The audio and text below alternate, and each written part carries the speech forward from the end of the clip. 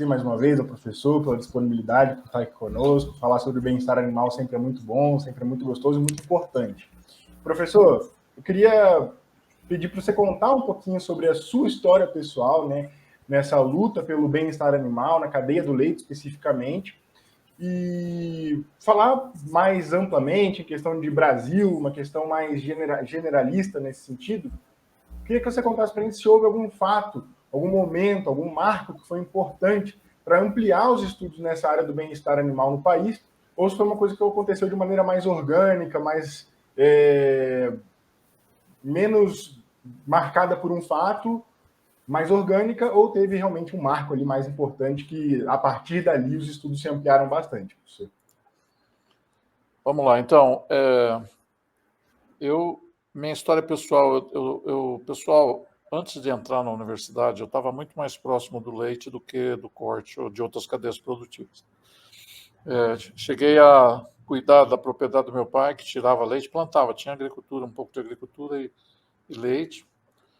E quando eu entrei na faculdade, eu fui convidado, ainda já na graduação, fui convidado por um professor, o professor Roberto Gomes da Silva, para desenvolver pesquisa na área de comportamento de bovinos leiteiros. A pergunta que ele tinha era se essas raças especializadas em leite, qual era a probabilidade de encontrar animais dentro dos rebanhos, é claro, mais adaptados ao estresse por calor, à condição tropical, alguns mais adaptados do que outros, certo? Então, minha primeira aproximação com comportamento e bem-estar, porque nós estamos falando de estresse por calor, foi com gado leiteiro. O passar do tempo, o que aconteceu? A cadeia produtiva do leite, ela ainda, de certa forma, é assim, né? Ela não tem uma grande representação em termos de exportação e não tem muita pressão sobre ela, pelo menos no passado não tinha. Hoje tem um pouco mais com relação à questão do bem-estar animal. Mas aí eu já, como professor da Unesp, isso no final dos anos 90, começo do ano 2000, começou a ter uma pressão grande sobre a cadeia produtiva da carne, porque exportava para a Europa e a Europa pressionando para bem-estar animal. E aí foi que abriu essa oportunidade de desenvolver a pesquisa junto com a cadeia produtiva como um todo, frigoríficos principalmente na época, mas também alguns produtores, empresas que estão diretamente associados a essa cadeia, e eu me afastei do leite. Então foi uma oportunidade que eu não podia deixar passar, é verdade, essa é a verdade, certo? Até porque a partir daí que o tema bem-estar animal começou a ganhar espaço aqui dentro do Brasil como uma coisa que precisava pensar, trabalhar para até atender esses mercados mais exigentes, né? Mais tarde, eu ainda apaixonado pelo leite, sabe que eu estava pensando em aposentar e comprar um sítio e tirar leite, mas eu já desisti disso, porque aconteceu bem no meio da crise, então não ia ser uma boa ideia. A gente começou a ter uma demanda de alunos, né, que estavam interessados e entendendo todo o processo, como ele era feito, a gente sabia que tinha problemas em diferentes situações, na ordenha, na criação do bezerro e assim por diante. Então nós começamos isso com um aluno de doutorado que veio do Instituto Federal do Sul de Minas, que trabalha com leite e se dedicou a vida toda a leite, trabalhando com ordenha, né? Ele trouxe uma proposta de uma ordenha mais sustentável. O que é uma ordenha sustentável? Uma ordenha sustentável é aquela que você faz com respeito pelos animais, que você, com respeito às pessoas também, entendendo a dificuldade, né, de estar todo dia trabalhando, fim de semana, etc. E aí a gente trabalhou com 32 fazendas particulares, né? Isso nos aproximou mais dessa realidade. As fazendas estavam em Minas, São Paulo e Espírito Santo. Nos aproximou mais dessa realidade e começamos a notar, talvez eu já tivesse esquecido, porque já era assim antes, mas perceber que tinha um espaço enorme para trabalhar. Uma das fazendas aqui no estado de São Paulo, em Itaiaçu, a gente passava para ir na sala de ordenha, acompanhar o trabalho, a gente passava pelo bezerreiro. E eu olhava os bezerrinhos e falava, não é possível, não dá para ser assim, né? E um dia eu chamei o dono da fazenda, que é veterinário, e falei, Maurício, o nome dele, falei, Maurício, não está legal, né? isso aqui não está legal. Ele parou, olhou, pensou um pouco, falou, não está. Aí a gente começou a desenvolver essas pesquisas mais intensivamente, com mais frequência e mais dedicação, né, focado nos bovinos leiteiros e não paramos mais. Então, seguimos até hoje. Professor, para quem não entende o que é bem-estar animal, de uma forma muito resumida, né, o que traz essa preocupação para os criadores? Por que surgiu essa preocupação? E se tem na pecuária brasileira um fato marcante, ou se foi essa pressão com a Europa que o senhor citou anteriormente do comércio de carne, foi isso que impulsionou o tema estar mais latente aí nas propriedades? Então, bem-estar, eu acho que a melhor forma de entender o que é bem-estar animal é pensar no seu próprio bem-estar, entendeu? Se você pensar o que é bem-estar, talvez você faça uma análise parcial e equivocada de estar bem. Não é, né? Bem-estar é muito mais. Eu posso estar muito bem e daqui a alguns minutos, por qualquer motivo, porque alguém me deu um susto, porque eu caí, torci o pé, porque eu já não estou tão bem assim, eu posso estar até muito mal. Né? Então, foi definido em 86 pelo professor Donald Bloom como o estado do organismo nas suas tentativas de lidar com o ambiente. E ele varia de muito ruim a muito bom. Tá? Como é que eu aplico isso para o animal, né? É simples, basta você olhar para ele e entender qual o tamanho do desafio que ele está enfrentando naquela situação que ele está vivendo ali, ou mesmo morrendo. Porque Dom Brum fez essa definição em 86, mas em 2006, mais ou menos, um pouco mais tarde talvez, a Organização Mundial de Saúde Animal usou a definição de Dom Brum, fez algumas adaptações e colocou no final assim, o estado do animal para enfrentar as condições em que vive e que morre. Aí você fala, mas como assim? Por que morre, né? Porque a morte pode ser angustiante. Né? Então, não é a morte em si, é como morreu. Né? Então, por isso, aí a gente hoje tem até legislação, aí, normas do Ministério da Agricultura, do abate humanitário, que significa o quê? É a morte do animal com ele inconsciente, né? Sem sentir a dor e o sofrimento que essa situação pode causar. Né? Então, seria isso, é o estado do animal, como ele está. Pode variar de muito ruim a muito bom, e a gente tem que tentar, pelo menos a maior parte do tempo, garantir que está bom. Aí surge o conceito de uma vida que vale a pena ser vivida. Não é impossível a gente...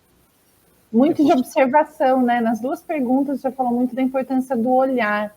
Como que é isso para a ciência? Porque eu acompanhando o senhor, eu fico muito impressionada quando você vê um vídeo, você vê uma foto, igual o senhor passou pelo bezerreiro e falou, não dá para ficar assim. Quantas vezes essas pessoas passaram por ali e aquilo estava normal?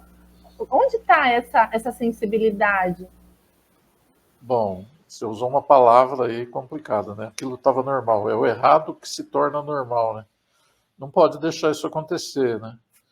Na verdade, Flávia, está tudo muito mecanizado. Não é, quando eu falo mecanizado, não é só o uso da máquina, não. A pessoa também fica mecanizada, ela faz um processo. Eu vou dar um exemplo com o leite, né? A gente até usa isso para falar com o pessoal responsável pelo que está dando treinamento. Eles têm lá um sistema de colocar o leite para os bezerros, o aleitamento. Então, eles têm um baldinho lá com água. Isso hoje está mudando para melhor, mas a regra era essa e continua assim em muitos lugares. Tem um baldinho lá com água, então ele vai lá, tira baldinho, tira baldinho, tira baldinho, obviamente joga a água fora. Coloca baldinho, coloca baldinho, coloca baldinho, coloca leite, coloca leite, coloca leite. Aí o bezerro mama o leite. Aí ele tira baldinho, tira baldinho, tira baldinho, lava baldinho, lava baldinho, lava baldinho. Sabe o que? Ele nem olha para o bezerro. Entendeu? Fala, você tem que fazer isso. Ele faz o que está escrito lá, tira baldinho, põe baldinho, joga água fora, blá, blá, mas nem olha para o bezerro. Então, tem que ter essa aproximação. Uma coisa que o olhar é importante. Bezerro leiteiro normalmente é mais peludinho. A gente começou o trabalho aí com a estimulação tátil, estimulado até por outros estudos com animais de laboratório que mostravam que isso tinha um resultado muito importante no desenvolvimento do sistema nervoso central e de todo o organismo. Né? O bezerro tem uma resposta imune melhor, cresce mais rápido, etc. mas a gente também notou o seguinte, para eu perceber se esse bezerro tem carrapato ou não, eu tenho que passar a mão. Para eu perceber se ele está magro ou gordo, eu tenho que passar a mão, porque é uma bolinha de pelo lá, parece que está tudo gordinho. Entendeu? Então, tem esse outro lado também de aproximação, de estar mais próximo e com o olhar, com o tato, enfim, com toda a nossa capacidade sensorial, audição também, porque se ele tiver com a respiração chiando, vai estar te dizendo que tem algum problema ali. Né? Perfeito, professor. Eu acho que a gente pode passar, então, pegar esse gancho, porque o senhor sempre diz que o bem-estar animal, precisamos praticar, aliás, o bem-estar animal, porque ele é bom e faz bem, né? Queria entender um pouquinho mais dessa frase que o senhor usa bastante, o que ela significa para o senhor, o que ela significa, mais do que para o senhor, mas quando o senhor diz ela, quando o senhor profere ela, o que ela significa para quem vai ouvir, para quem vai ser o receptor dessa mensagem? Por que o senhor optou por seguir essa linha de defesa do bem-estar animal? E o que embasa essa ideia do é bom e faz bem? Né? Queria entender um pouquinho mais nesse sentido. Bom, a primeira coisa que eu tenho que reconhecer, essa ideia não é minha, certo? Essa ideia vem de um filósofo, né?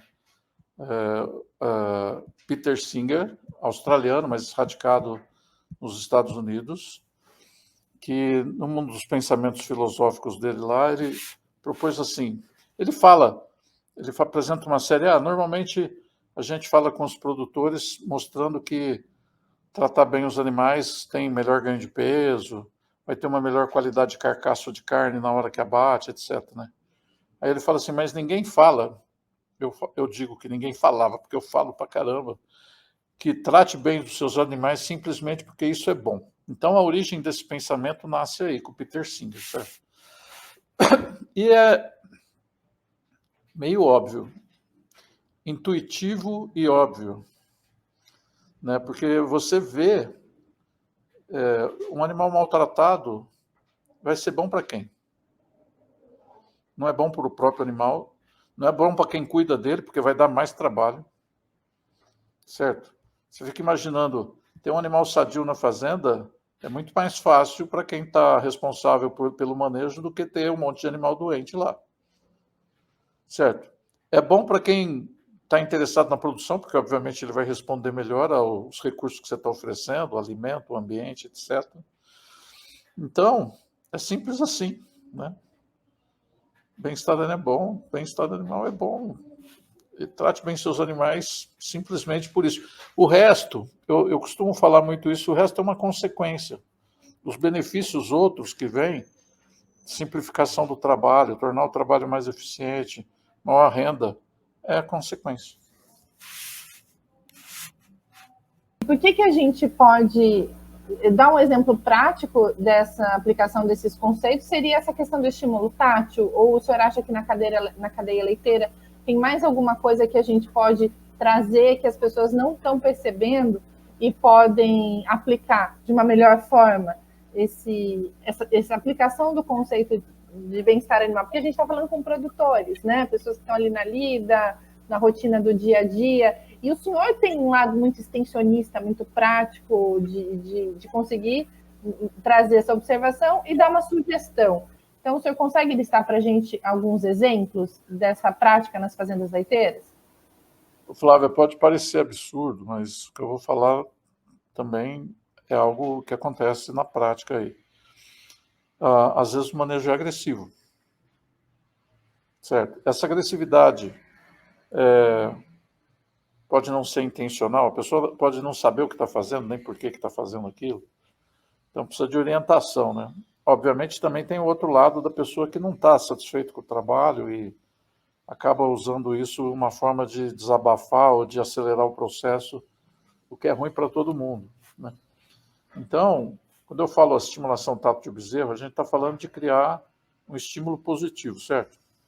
E agora eu estou falando assim, eliminar tudo que é estímulo negativo. Não tem que ficar batendo em vaca, gritando com vaca. Nós mostramos um resultado que o manejo de ordenha, esse trabalho do Marcelo Rosa, que fez aquele estudo que eu falei aqui com as 32 fazendas. Fazenda que grita muito, né? A produção média dos leites, eu estou falando de fazenda, tudo gado holandês com vaca de boa produção, é mais baixa, entendeu? A vaca fica estressada. Então aí você tem alguns indicadores que te ajudam. Por exemplo, você chegar numa sala de ordenha, não tem nenhuma vaca ruminando, tem algum problema lá. Entendeu? Pode ser, tá com medo das pessoas, porque o manejo não é bom. Pode ser, o ambiente é muito desconfortável. Às vezes, toda estrutura de metal tem lugar que dá choque por essa energia estática que forma, né? Então, tem uma série de fatores. Pode ser porque tem alguém estranho, tem um tumulto lá que tirou ela da rotina dela e ela está estranhando, fica estressada. Então, qualquer ação que reduz os estímulos negativos é importante. Eu vou dar um exemplo prático mais concreto. Tratar de uma vaca, por exemplo, com mastite na sala de ordenha não é uma boa ideia. Porque a dor que ela vai sentir durante esse tratamento, ela vai lembrar na próxima vez que ela entrar na sala de ordenha e vai fazer o quê? Se estressar por essa experiência passada, entendeu? Então a gente sempre recomenda que você faça todo tratamento veterinário, aplicação de medicamentos, seja de qual for, fora da sala de ordenha, né? Então esse é um exemplo prático aí. Aí tem as outras categorias, né? Bezerro, ele é negligenciado, não importa se é macho ou fêmea, tem uma falta de cuidado enorme, né? A gente andei visitando umas fazendas agora, faz 2 meses atrás, e a gente viu muita situação bem precária. Pode, né? Não dá. Aí você tem mortalidade. Dá um exemplo, professor, o que é uma situação precária? Um exemplo? É. Ambiente totalmente inadequado, sujo, urina, barro, frio ou muito calor, tem os dois extremos que pode acontecer. Uhum. Aí você começa a ver a mortalidade é 15%, 20%, 30%. Você estava no simpósio e aquela Rejane, aquela senhora lá de Licia, de Minas, contou a história dela, falar de uma mortalidade de 30% no passado, hoje ela reduziu para 2%, o que eu acho que é algo tem que ser parabenizado, porque 2% de mortalidade em bezerro leiteiro não é fácil conseguir, não. É muito trabalho, entendeu? Então, tem muita coisa errada. E aí fica mais grave ainda quando tem uma discriminação com o macho, né? Que aí sim, ele é totalmente negligenciado. Às vezes não recebe colostro, não tem cura do umbigo, não tem nada. Professor, eu acho que para tentar trazer ainda mais, né, e acho que essa conversa está sendo muito boa, no sentido que a gente está trazendo muitos exemplos materiais e práticos de bem-estar, está sendo bem esclarecedora. Então, para tentar continuar nessa toada da materialidade da fazenda, né, queria saber se a implantação do bem-estar requer uma mudança na gestão da operação, ou na operação, né, se é uma questão mais de gestão da fazenda, ou mais de acertar algumas coisinhas ali na operação, um ajuste mais fino, para que o produtor que está nos acompanhando, nos lendo, nos ouvindo, possa saber onde ele tem que atacar, né, para poder implementar com sucesso o bem-estar animal na sua fazenda, na sua propriedade. E queria saber do senhor também qual dessas duas áreas, se o cara atacar mais a gestão ou atacar mais só questões mais operacionais, vai ter impactos mais positivos e mais amplos na implementação do bem-estar. O Diego, não existe um operacional bem sucedido sem gestão. Não dá para separar, né? Aí tem um elemento que tem levar em conta a gestão das pessoas. Isso é importante, fundamental. Eu preciso trabalhar a equipe, convencer eles do princípio, né? Por que isso é importante? Por que a Fazenda decidiu seguir esse caminho da implementação das boas práticas de bem-estar animal? Passar conhecimento, isso tudo é gestão, né? Eu preciso organizar estratégias para transmitir esse conhecimento. Preciso monitorar o desenvolvimento do trabalho, isso também é gestão, tá? Preciso desenvolver estratégias para resolver situações de emergência, então tem que ter um plano para situações de emergência para lidar com eles. Tudo isso é gestão. E o operacional é a execução de tudo que foi planejado dentro daquilo que é o objetivo, o propósito da fazenda, certo? Então, não tem como separar as duas coisas. Inclusive, às vezes, você tem que remanejar pessoas. Nós tivemos um exemplo muito legal de uma fazenda que tinha uma senhora que cuidava dos bezerros. Eram duas moças, e uma era muito dedicada, a outra, essa senhora, nem tanto. E um dia, a Lívia Magalhães, conversando com ela, ela falou, não gosto do bezerro, eu queria estar na ordenha. E aí, o que aconteceu? Abriu uma oportunidade dela para a ordenha, a gente falou com o dono da fazenda, ele pôs ela lá, ela virou chefe da ordenha, e entrou outra moça que fazia um trabalho melhor que ela nos bezerros, entendeu? Então, também não é uma condição de falar assim, a pessoa é ruim ou boa. Não, é uma questão de ela tá no lugar certo, ela está no lugar onde ela se sente satisfeita, onde ela consegue se realizar pessoalmente. Então, tudo isso também é gestão, né? E, óbvio, o operacional dela lá na sala de ordenha foi muito mais bem sucedido do que no bezerreiro.